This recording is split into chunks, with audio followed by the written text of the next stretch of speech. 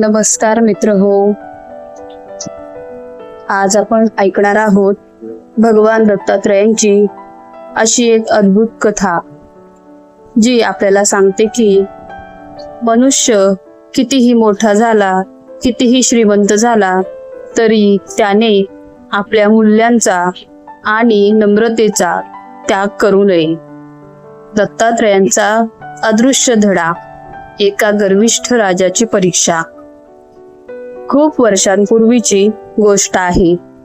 सह्याद्रीच्या पर्वतरांगांमध्ये एक सुंदर राज्य होते.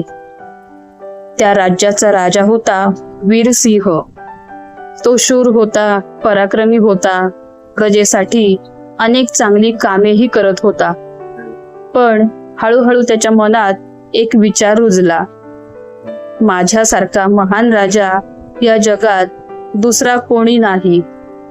त्याला आपल्या शक्तीचा, संपत्तीचा आणि ज्ञानाचा खूप अभिमान झाला. एक दिवस दरबारात विद्वान लोक बसले होते. तेव्हा राजाने प्रश्न विचारला, या जगात सर्वात मोठा कोण आहे? राजा, योद्धा की विद्वान? सगळ्यांनी राजाची स्तुती केली. कोणी म्हणाले राजा महान, कोणी म्हणाले योद्धा महान. पण एका वृद्ध ऋषींनी शांतपणे उत्तर दिले, महाराज, सर्वात मोठा तो असतो ज्याने स्वतःच्या अहंकारावर विजय मिळवला आहे. राजाला हे उत्तर आवडले नाही. तो म्हणाला, म्हणजे माझ्याकडे असलेली ताकद, संपत्ती, माझे ज्ञान काहीच नाही का? ऋषी म्हणाले, हे सर्व क्षणिक आहे महाराज. खरे सामर्थ्य मन जिंकण्यात आहे. राजाला हे पटले नाही. त्याने ठरवले की तो त्या ऋषींना चुकीचे सिद्ध करेल. काही दिवसांनी त्याला जंगलात एक साधू भेटला. साधा वेश, शांत चेहरा आणि डोळ्यात विलक्षण तेज. तो साधू म्हणजे स्वयं भगवान दत्तात्रेय होते. राजाने विचारले, तुम्ही कोण आहात? दत्तात्रेय हसून म्हणाले, मी एक प्रवासी आहे, जीवनाकडून शिकणारा. राजा म्हणाला, तुम्ही मला काही ज्ञान देऊ शकता का?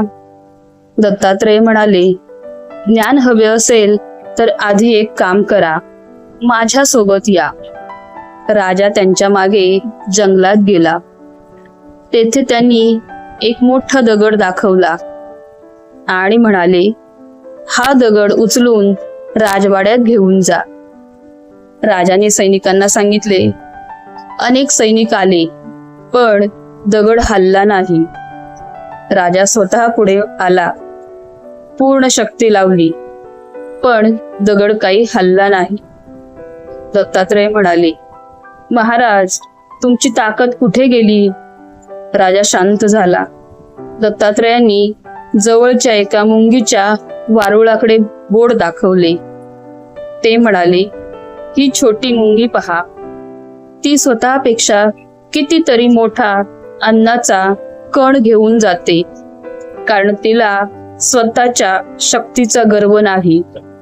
ती फक्त प्रयत्न करते. राजा विचारात पडला. पुढे जाताना त्यांना एक नदी दिसली. दत्तात्रेय म्हणाले, महाराज, ही नदी एवढी मोठी असूनही खाली वाहते, म्हणूनच ती सगळ्यांची तहान भागवते. ज्याच्यात नम्रता असते तोच इतरांना जीवन देऊ शकतो. राजाच्या मनाला हे शब्द लागले. ते पुढे गेले तर एक झाड दिसले. त्याच्या फांद्यांवर गोड फळे होती. दत्तात्रेय म्हणाले, हे झाड पहा. ज्याच्यावर जास्त फळे येतात त्याच्या फांद्या खाली झुकतात. माणसाकडे ज्ञान, पैसा, सत्ता जितकी वाढते तितकाच त्याचा स्वभाव नम्र झाला पाहिजे.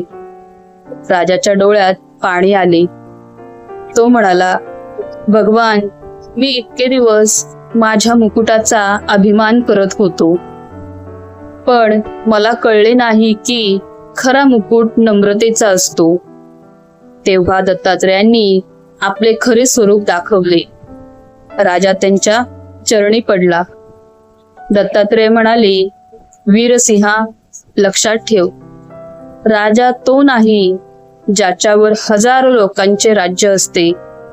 खरा राजा तो आहे जो स्वतःच्या मनावर राज्य करतो. अहंकार माणसाला उंचावर घेऊन जातो असे वाटते, पण तो आतून रिकामा करतो.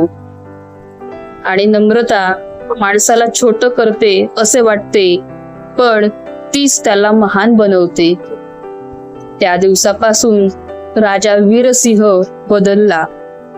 त्याने प्रजेला सांगितले, आज मला समजले की देव शोधण्यासाठी मोठ्या मंदिरांची गरज नाही.